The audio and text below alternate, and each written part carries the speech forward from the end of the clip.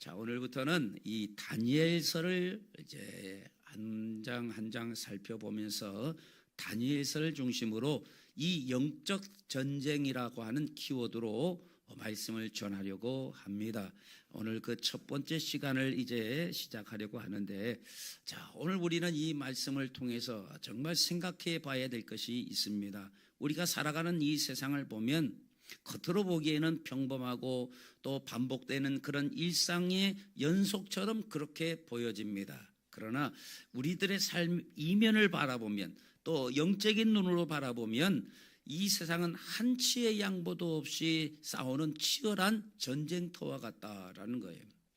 다시 말하면 보이는 우리의 삶의 겉 영역에서는 그냥 평범한 일상의 삶이 흘러가는 것처럼 보이지만, 그 내면에 보이지 않는 영역에서는 끊임없이 영혼을 향한 공격과 방어가 이루어지고 있다라고 하는 거예요. 우리는 바로 그 전쟁터 한가운데를 살아가고 있는 존재들임을 알아야 할 것입니다. 그래서 여러분, 우리의 삶을 자세히 들여다보면 우리가 놀라운 사실 하나를 발견하게 되는데, 가만 보면 비슷한 환경, 비슷한 시대를 살아가고 있는데, 어떤 사람은 시간이 가면 갈수록 자꾸 무너지는 사람이 있는가 하면, 어떤 사람은 똑같은 환경과 시대를 살아가는데 어떤 사람은 시간이 지날수록 더 단단해져 가는 사람이 있습니다. 또 더 빛이 나는 사람이 있다라고 하는 거예요. 또 어떤 사람은 똑같은 경제적인 어려움을 겪고 똑같은 사회적인 혼란 속을 지나가는데도 불구하고, 어떤 사람은 신앙이 점점 식어져가는 사람이 있는가 하면 똑같은 경제적인 어려움, 똑같은 사회적인 혼란 속을 걸어감에도 불구하고 어떤 사람은 점점 더 하나님을 깊이 붙잡는 사람이 있더라는 거예요. 자, 도대체 이런 차이가 어디서 오는가라고 하는 거죠. 성경은 그 차이를 아주 명확하게 우리에게 보여주고 있습니다. 그것은 능력의 차이도 아니고 지식의 차이도 아니고 환경의 차이가 아니다라고 하는 겁니다. 그 차이는 단 하나, 뜻을 어디에 두고 사느냐, 여기에 차이가 있다라는 사실입니다. 다시 말하면 우리의 인생의 승패는 환경에 있는 것이 아니라 방향에 있다라고 하는 거예요. 지금 그래서 똑같은 환경 속에 살면서도 어떤 사람은 단단해지는가 하면 어떤 사람은 무너지는 사람이고, 똑같은 환경 속에서 어떤 사람은 신앙이 더 무르익어 가는 사람이 있는가 하면 어떤 사람은 그 있는 신앙도 까먹어버리는 사람이 있다라는 거예요. 이것은 환경의 차이가 아니라 그의 삶의 방향을 어디를 향하고 있느냐, 방향 차이다라고 하는 거예요.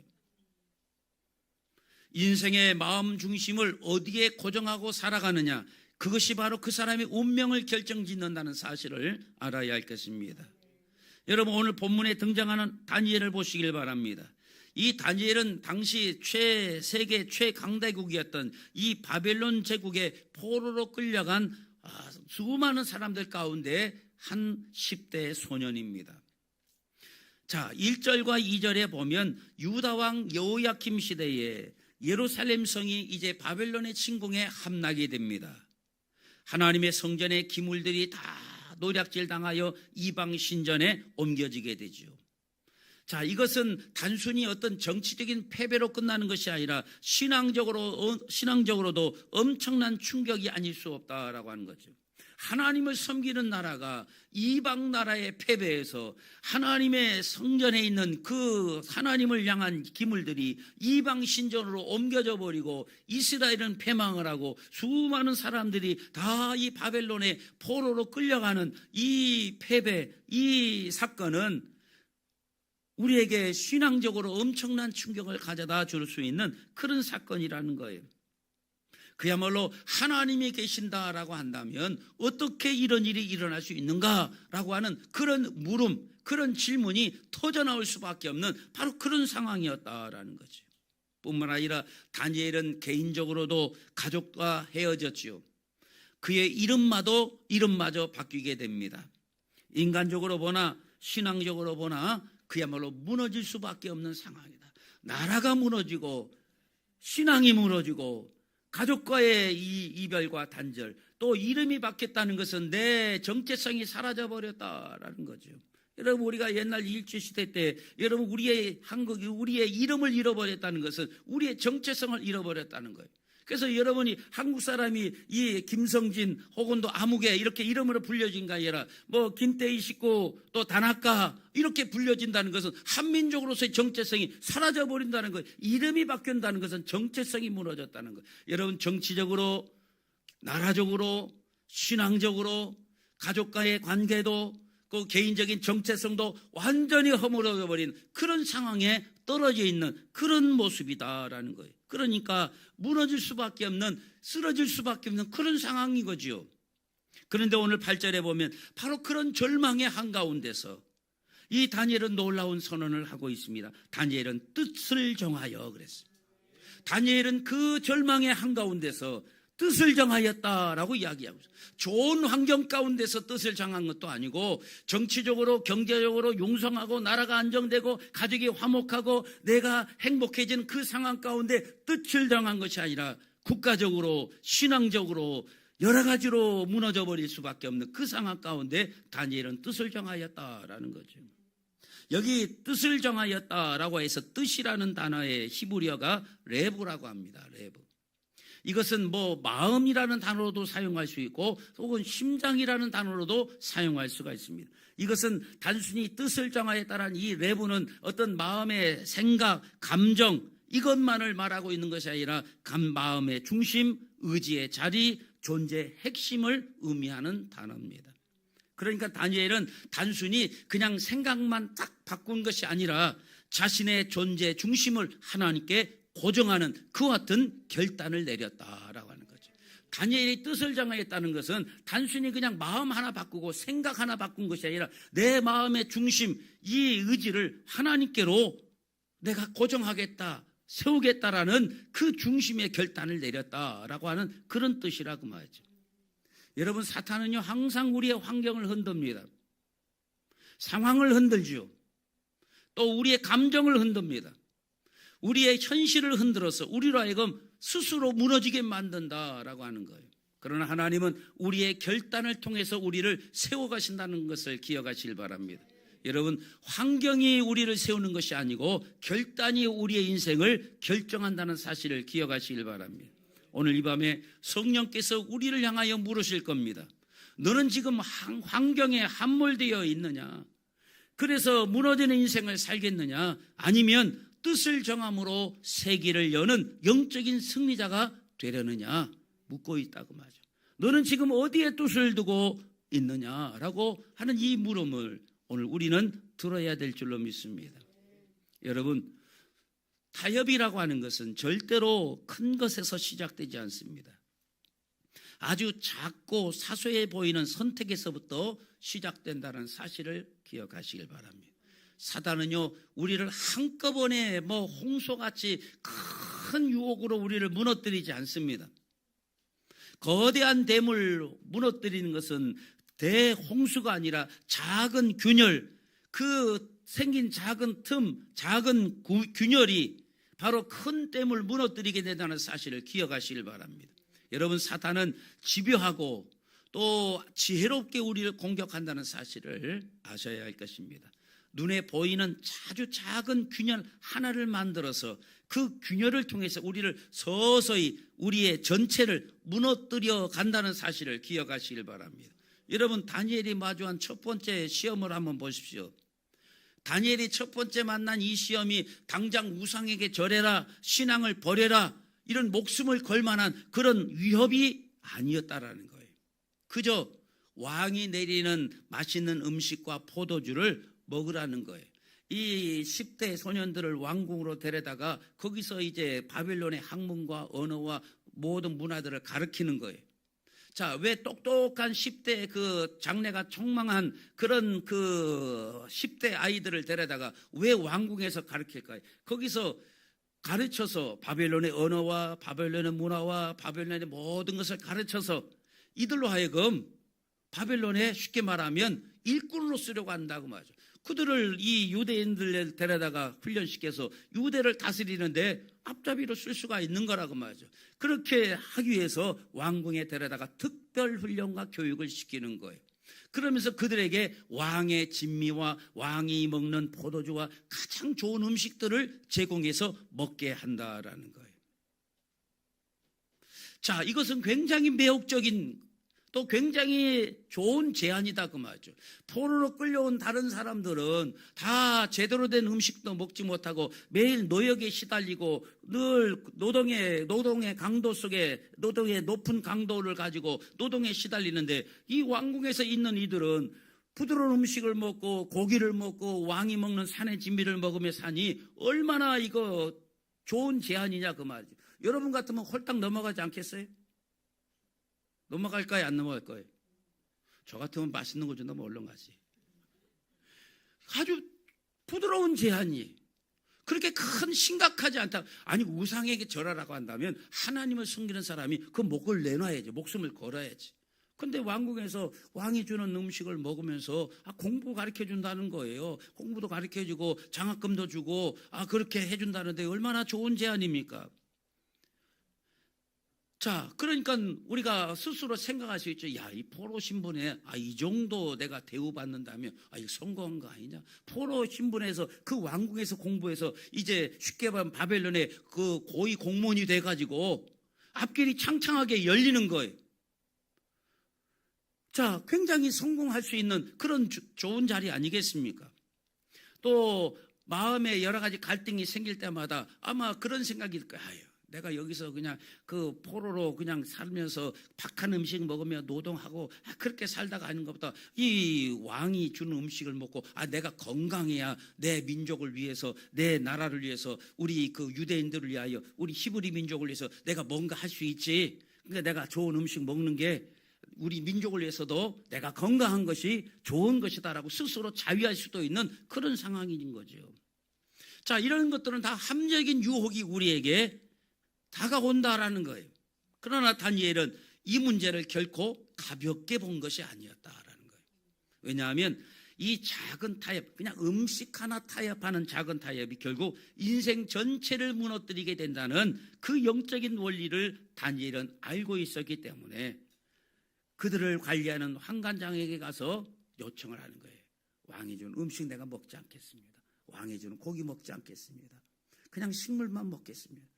그러니까 야, 내가 너희들을 관리하는 관리자인데 너희들은 앞으로 창창한 이 바벨론의 훌륭한 인재가 될 사람이, 너희를 만약에 내가 좋은 음식 먹이잖아, 너희가 영양실조에 걸려거나 얼굴에 뭐 영양실조에 기운이 보인다면 나 왕에게 죽는다.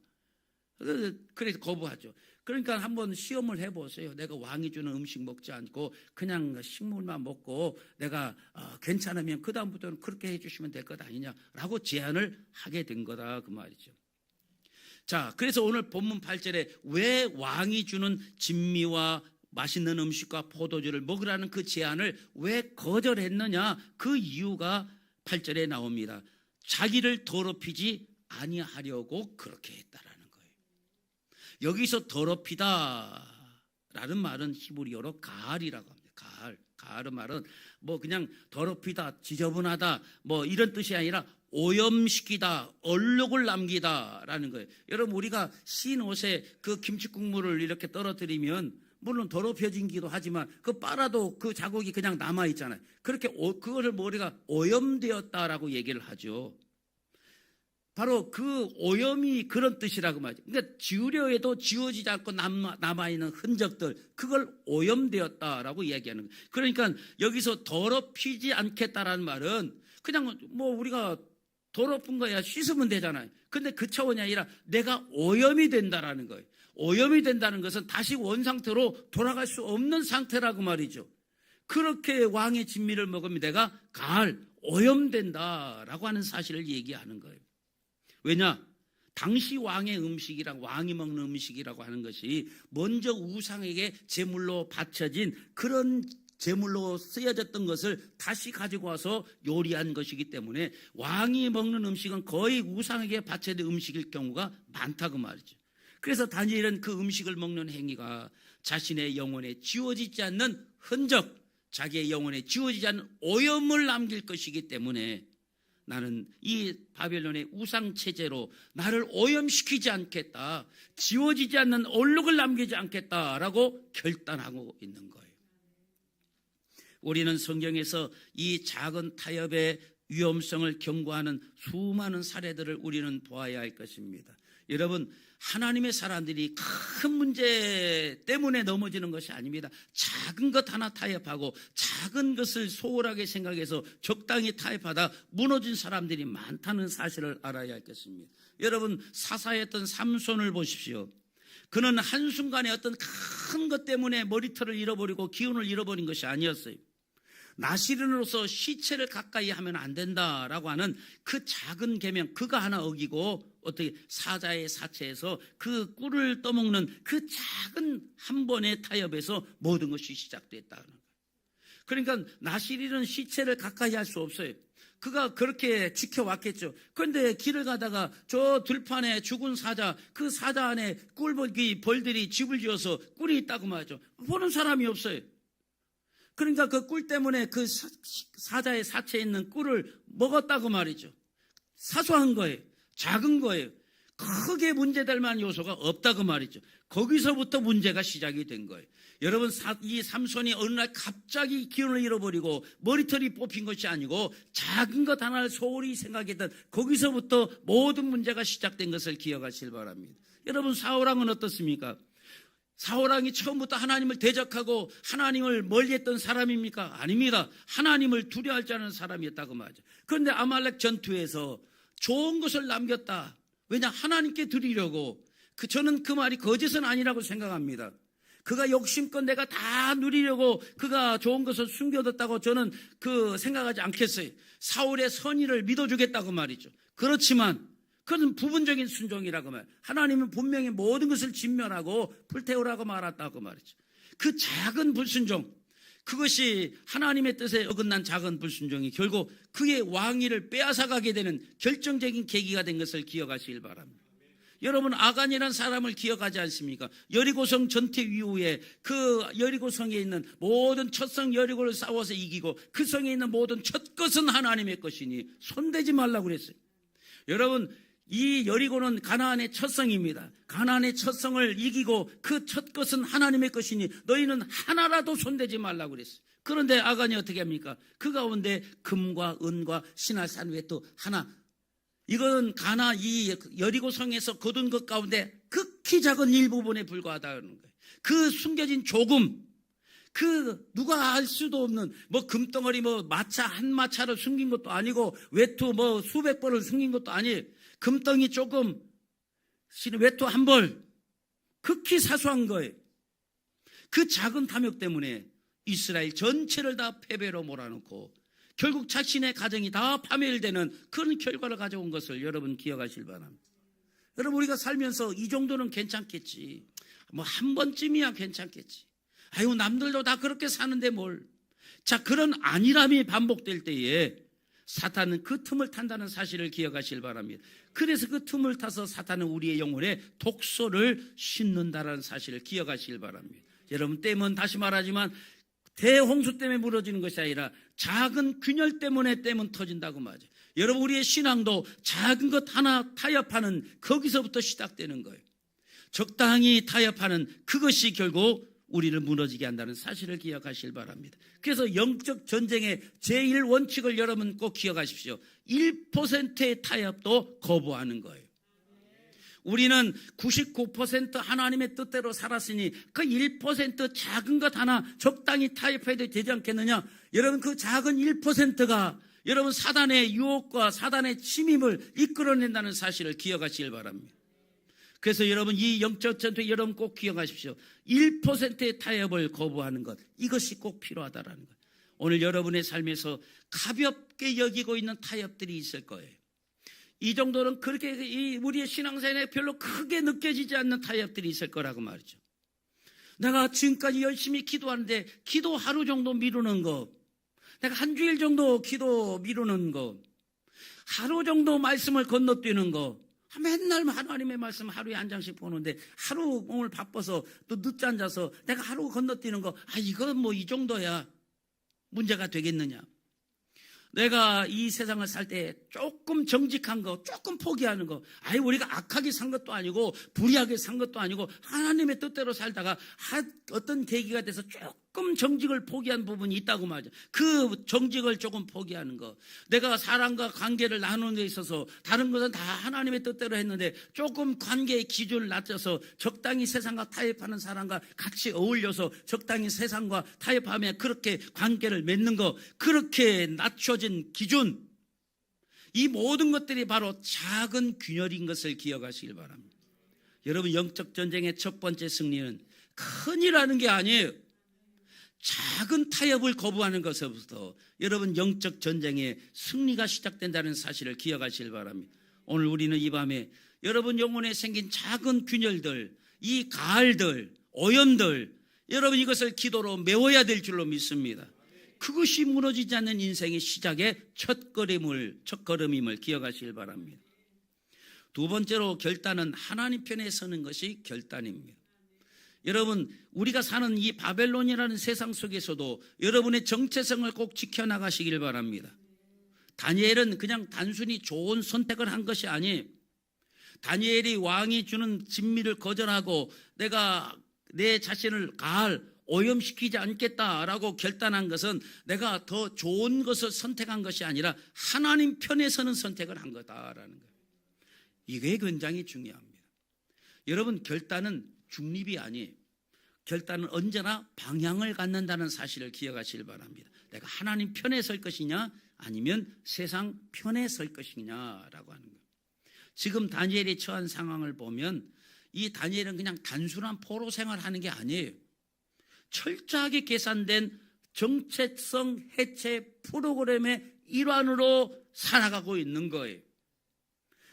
바벨론은 이 포로된 다니엘을 죽이려고 하지 않았어요. 죽음의 위기가 다가온 것이 아니라고 말이죠.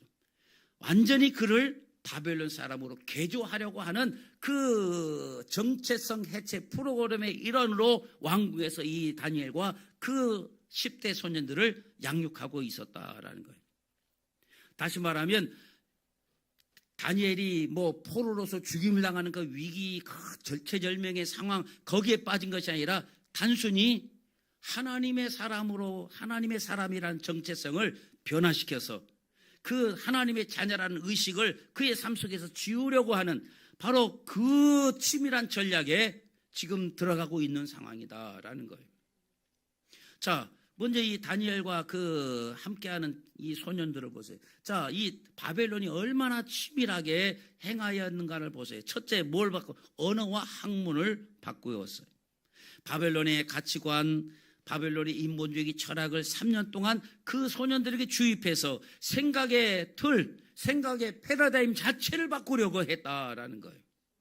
그래서 10대 소년들을 데려다가 하는 거예요. 왜냐? 40대, 50대에는 자기 생각이 굳어갖고 생각 안 바뀌어요. 여러분 60대, 70대가 생각 바꾸는 거 봤어요? 안 바뀌어요. 절대 자기 생각 갖고 목사가 설교 아니라 설교 할아버지를 해도 절대 안 바뀌어요. 70대들은, 60대들. 자기 생각 오는 대로 막 주거장창 가는 거예요. 근데 10대들은요, 쉽게 바뀌어요. 그게 주일학교가 다음 세대가 중요한 게 그거예요. 이 아이들은요, 가르치면 가르친 대로 그대로 흡수합니다. 그래서 주일학교 교육이 굉장히 중요해요. 이 10대 아이들을 데려다가 바벨론의 언어를 가르치고 바벨론의 학문을 가르쳐요. 이건 뭘 의미합니까? 생각의 틀 자체를 바꾸겠다는 거예요. 바벨론적인 사고를 하도록 만들겠다라는 거예요. 그러니까 의식 개조 훈련 프로그램이라고 말하죠. 두 번째는 이름을 바꿉니다. 이름을 바꾼다는 건 아이덴티티, 정체성을 바꾼다라는 거예요. 여기 다니엘이라는 이름을 벨드사살이라는 이름으로 바꿉니다. 다니엘이라는 이름은 이 엘이라는 것은 하나님이죠. 하나님은 나의 재판장이다 라고 하는 이름이 다니엘이에요. 그런데 벨드사살, 벨이라는 것은 벨신이 나를 보호한다. 그래서 벨드사살로 바꾸는 거예요. 그러니까 정체성이 달라지는 거예요. 존재의 근원이, 내가 존재하는 이유가 하나님이 아니라 우상에게 두겠다라고 하는 이 정체성을 파괴하는 그 공작을 바벨론이 하고 있다라는 거예요. 세 번째 어떤 전략을 사용합니까? 음식을 바꿉니다. 라이프 스타일을 바꾸는 거예요. 우리가 먹고 마시는 그 삶의 스타일을 바꾸려고 하는 거예요. 그 음식은 어떻게 왕에 내리는 음식, 이것은 우상에 바쳐진 음식들, 그 음식을 먹게 하는 거예요. 이 우리의 인생의 라이프 스타일을 바꾼다고 말이죠. 여러분, 바벨론의 풍요로운 삶의 방식에 길들이게 하는 거예요. 왕에게 바쳐진 산의 진미를 먹고 왕의 포도주를 먹으면서 그 바벨론의 풍요로움에 젖어버리게 만드는 거예요. 그러니까 어떻게 합니까? 하나님 없이도 충분히 우리는 풍요롭다, 하나님 없이도 충분히 행복하게 살 수 있다라는 이 세속적인 가치관을 주입하려고 하는 거예요. 그래서 이 소년들에게 언어를, 학문을 주입하고 이름을 바꾸고 아이덴티티, 정체성을 바꾸고 그들에게 음식을 줘서 라이프 스타일을 풍요롭게 만들어서 우리는 하나님 없이도 얼마든지 풍요롭게 살 수 있다라고 하는 그 세속적인 가치관을 주입하려고 하는 게, 그게 뭐냐? 그게 바벨론의 전략이라 그 말이죠. 여러분, 이것이 오늘날 우리가 살아가는 이 현대판 바벨론의 전략과 정확하게 일치한다는 사실을 여러분 기억하시길 바랍니다. 세상은 끊임없이 우리에게 새로운 기준을 주입합니다. 세상은 우리에게 새로운 생각을 계속해서 주입하죠. 신앙은 그저 삶의 부속품에 불과하다. 너희를 안장하고 신앙을 갖는다는 것, 종교를 갖는다는 것, 너희가 마음의 평화를 얻기 위해서 하는 것이지 거기에 너희 삶을 올인할 필요는 없다. 이게 이 세상 바벨론이 우리에게 주입하는 사고방식인 것을 기억하시길 바랍니다. 이 종교라는 것이 너희 삶의 장식품에 불과한데 너희 삶의 이 장식품에 불과한 그 신앙에 올인하고 거기에 매달려 산다는 것은 이건 미련한 것이다. 이게 바벨론의 사고방식이 우리 가운데 침투해서 우리를 바꾸는 전략인 것을 기억하시길 바랍니다. 성공을 위해서라면, 이 세상에서 내가 성공하고 잘 사는 방법을 우리가 얻기를 위해서라면 아직 하나님의 법은 조금 내려놔도, 조금 잊어버려도 된다. 그렇게 바벨론은 우리에게 속삭인다 그 말. 그게 바벨론이 우리에게 주는, 여러분, 그 생각의 변화를 가져오는 이 바벨론의 전략인 것을 여러분 기억하시길 바랍니다. 여러분, 바벨론의 시스템은 우리를 세상에 동화시키려고 하는 거예요. 여러분, 오늘날도 이 세상 바벨론은 우리를 자꾸 세상 속에 동화시키려고 한다는 사실을 기억하시길 바랍니다. 그러나 성도는 세상에 동화되는 존재가 아니, 세상과 구별되어져야 돼. 성결해져야 된다고 말. 구별하고 거룩해져야 될 줄로 믿습니다. 그래서 로마서 12장 2절은 우리에게 이렇게 명령합니다. 너희는 이 세대를 본받지 말고 오직 마음을 새롭게 함으로 변화를 받아 하나님의 선하시고 기뻐하시고 온전하신 뜻이 무엇인지 분별하도록 하라고 우리에게 요구합니다. 너희는 이 세대를 본받지 말아라 그랬어요. 이 세상과 같아지려 하지 말아라 그 말이에요. 세상의 전략, 바벨론의 전략, 바벨론의 사고방식에 본받으면 안 된다고. 바벨론은 우리를 개조하는 거예요. 우리의 생각을 개조하고 우리의 정체성을 무너뜨리고 우리의 라이프 스타일을 바꿔서 이 세상이 주는 풍요로움 가운데 젖어들어 하나님 없이도 얼마든지 행복하게 살 수 있다라고 하는 이 바벨론의 전략에 통화되지 말아라. 세대를 본받아서 안 된다. 이 세대라는 게 뭐예요? 이 세상 바벨론에 동화되면 안 된다. 여기 본받지 마라라는 헬라어가 쉬스케마티조라고 말합니다. 쉬스케마티조는 겉모양을 똑같이 맞추다, 같은 틀에 부어 찍어내다. 우리가 이제 본받는다는 우리 한자도 마찬가지. 본이라는 게 뭐예요? 우리가 옷을 만들 때 이렇게 본을 뜨잖아요. 본을 떠가지고 이렇게 천에다가 이렇게 그려가지고 그대로 오려서 만들면 똑같은 옷을 계속 만들어낼 수 있어요. 요새는 이제 공장에서 이 본대로 딱 아예 이제 프레스로 찍어가지고 옷을 만들어야 돼. 수백 벌을 똑같이 만들 수 있어요. 그걸 본뜬다라고 얘기한다고 말이에요. 그러니까 세상을 본받지 말라는 것은 쉬스케마티조는 세상과 같은 틀에 부어 찍어내는 것 같은 그런 존재로 살면 안 된다. 세상과 똑같은 모양으로 찍혀 나오는 공장 제품 같은 그런 신앙이 되면 안 된다고 말이에요. 세상 사람들은 다 똑같은 기준과 똑같은 사고방식으로 마치 본을 뜨듯이 프레스로 본을 찍어내듯이 쾅쾅 공장에서 찍어내 똑같은 제품으로 찍혀 나온다고 말이죠. 그렇게 세상 사람의 가치관은 똑같은 가치관을 가지고 찍혀 나오는 그런 세상의 삶의 방식으로 살지 말라고 말이에요. 너희는 세상의 상품으로 하나님이 부르신 것이 아니라는 거예요. 상품은 무엇입니까? 공장에서 똑같은 제품을 100개, 200개씩 찍어내는 것은 상품이라고 말합니다. 그러나 하나님은 너희를 포엠이라고 말합니다. 작품이라고 말합니다. 작품은 세상에 두 개가 존재하지 않습니다. 작가가 그의 혼과 생각과 모든 결정을 만들어서 빚어내는 작품은 세상에 유일하게 하나밖에 없는 거예요. 하나님은 우리를 너희는 그의 만드신 바라, 만드셨다는 말이 포엠이에요. 포엠을 우리는 작품이라고 얘기한다고 말이죠. 하나님은 우리를 작품으로 만드신 거예요. 그런데 우리는 세상에 똑같은 틀에 맞춰서 똑같은 세상의 가치관과 똑같은 세상의 사고의 틀을 가지고 지켜나듯이 그렇게 살고 있다고 말이죠. 너희는 세상을 본받지 마라. 똑같은 틀에 지켜나오는 상품과 같은 의식을 갖고 살지 마라. 너희 세상과 달라야 된다. 구별돼야 된다. 너희는 포엠이다. 하나님의 작품이다. 하나님의 만드신 거다라고 말씀하고 있는 거예요. 여러분, 공장 제품 같은 그런 신앙 되지 마시길 바랍니다. 여러분, 결단은 단순한 선택이 아닙니다.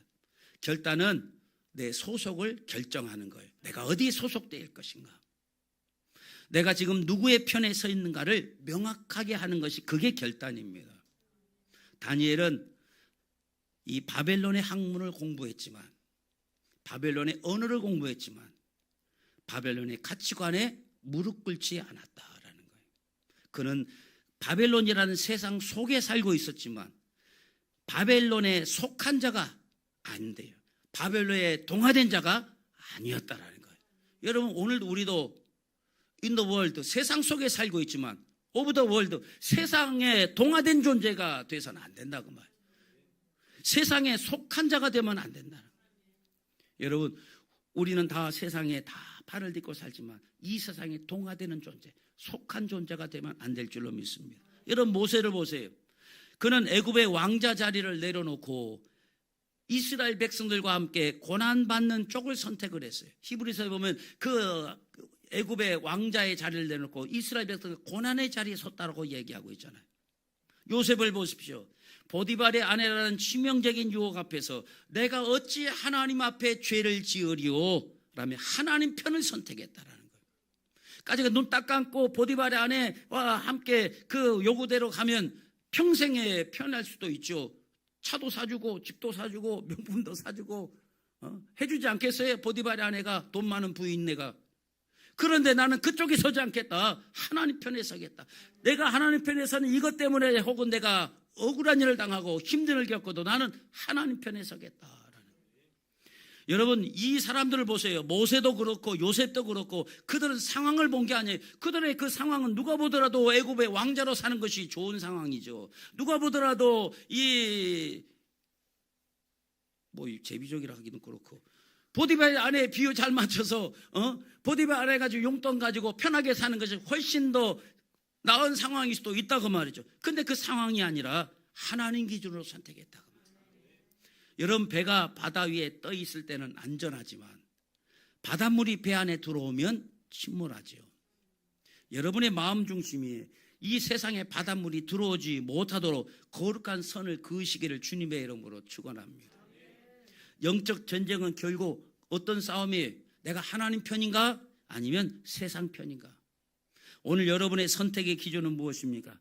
편안함으로 여러분은 무엇인가를, 편안함이 여러분의 선택의 기준입니까? 이익이 여러분의 선택의 기준입니까? 아니면 하나님이 여러분의 선택의 기준입니까? 여러분, 내 선택의 기준이 무엇인가? 여러분, 이게 바로 영적 싸움의, 그것이 바로 이 중요한 영적 싸움의 핵심인 것을 기억하시길 바랍니다. 나는 어느 편에 서 있는가? 많은 사람들이 인생의 막힌 담 앞에서 그런 말을 합니다. 그렇다면 하나님, 내가 이제 하나님이 나에게 좀 길을 열어주시면 내가 그때 결단해서 하나님 편에 서겠습니다 라고 얘기하죠. 하나님이 나에게 뭔가 길을 열어주거나 하나님께서 나에게 뭔가 사인을 보내주시면 내가 그때는 하나님 편에 서서 내가 결단하겠습니다 라고 얘기한다고 말이죠. 그런데 여러분, 영적 전쟁의 원리는 그 반대예요. 결단하면 길이 열린다는 거예요. 믿음의 발을 내디딜 때 비로소 하나님이 일하기 시작한다는 것을 기억하시길 바랍니다. 하나님, 저도 기도하는 삶을 살고 싶어요. 저도 예배하는 삶을 살고 싶습니다. 예배할 수 있도록 환경을 바꿔주세요. 나도 하나님 앞에 이 기도할 수 있도록 환경을 바꿔주세요. 하나님은 영적 전쟁이 그렇게 시작되는 게 아니라고 말이죠. 내가 죽어도 예배 자리에 서겠다. 내가 하나님 편에 서겠다. 기도의 자리에 서겠다. 그런 마음으로 마음을 먹어야 그 다음에 길이 열어지는 거예요. 결단해야 길이 열린다는 것을 기억하시길 바랍니다. 자, 오늘 본문 9절 제가 읽지 않았기 때문에 오늘 여기에 내드립니다. 같이 읽겠습니다. 시작.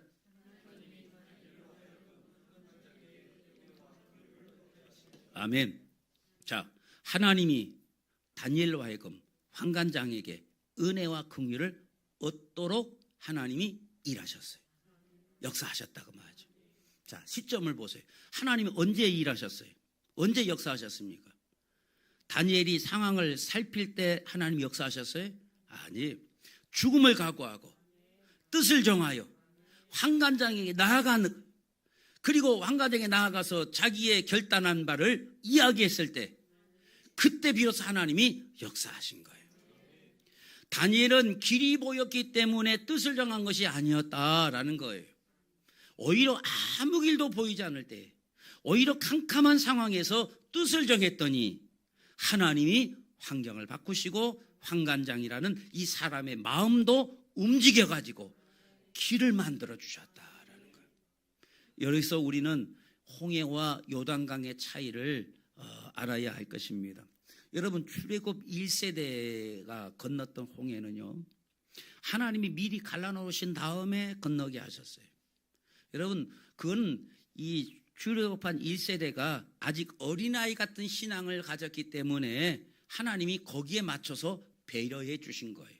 왜냐, 아무 믿음도 없고 신앙도 없으니까 이 홍해를 믿음으로 건너라면 아마 이 미쳤다고 모세의 머리끄댕이 잡고 전벼들 수도 있을 거예요. 그리고 우리는 여기서 죽기 싫다고 다 그냥 애굽으로 뒤돌아서 도망가 버렸을 거예요. 어린아이 같으니까. 그래서 하나님이 홍해를 갈라주시고 그 다음에 그 길을 건너게 하셨다고 말하죠. 자, 그런데 이 40년간 광야에서 훈련받은 이 가나안 정복 세대는요, 달라요. 자, 그들이 이제 가나안에 들어가기 위해서 마주한 요단강은 어떻게 갈라집니까? 강물이 이거 뭐 멈추기는커녕 오히려 이 범람하는 그런 시기였어요. 자, 그런데 어떻게 합니까? 제사장이 언약궤를 메고 그 넘치 흐르는 흙탕물 속으로 발을 내딛었을 때 비로소 강물이 멈추게 되었다라는 거예요. 여러분, 이게 성숙한 믿음인 거예요. 조건을 보면서 움직이는 것이 아니라 말씀을 믿고 먼저 움직였더니 하나님이 길을 넣으시는 거예요. 이게 여러분 성숙한 믿음의 단계인 것을 기억하시길 바랍니다. 여러분, 아브라함도 보세요. 갈 바를 알지 못했지만 말씀에 의지하여 떠날 때 길이 열린 거예요. 여리고 앞에 이스라엘 백성도 보십시오. 믿음으로 돌 때 완전히 끝까지 돌았을 때에 무너져 내렸다라는 거예요.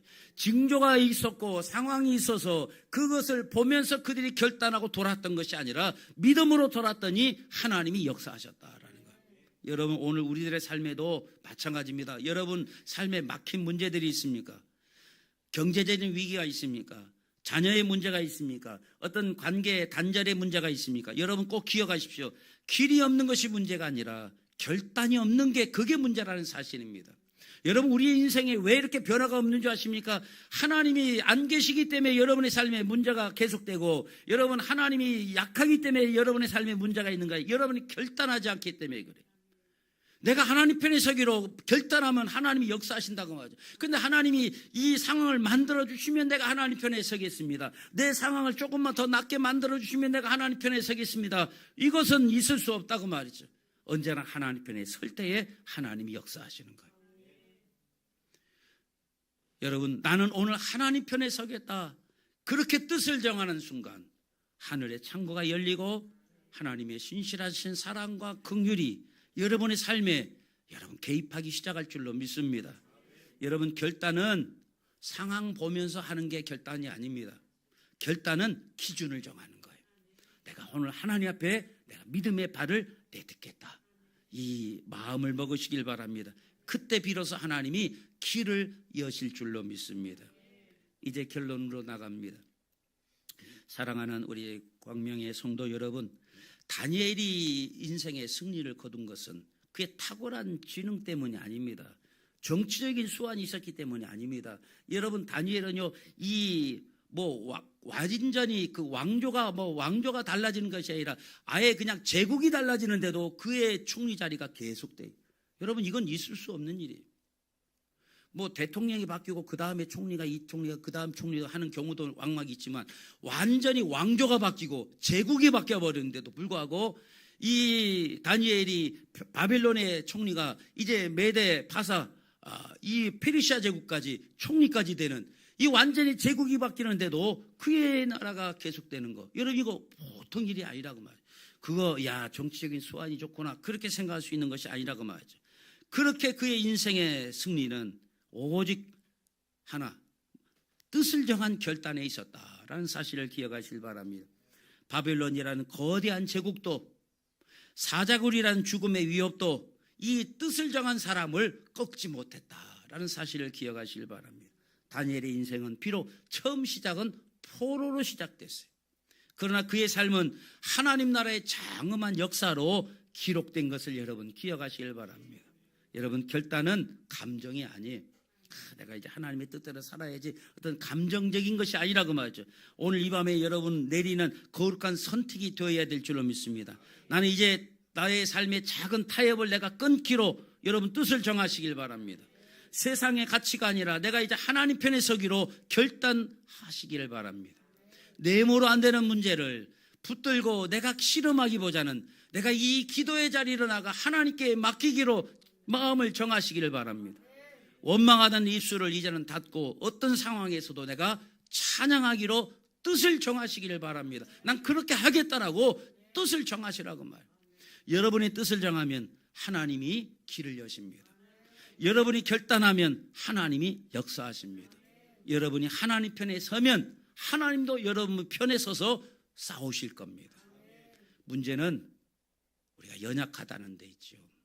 사실 결단을 해도 오늘 예배 마치고 문 밖에 나서는 순간 우리는 또 넘어지게 해요. 그래서 우리에게는 성령이 절대적으로 필요한 거예요.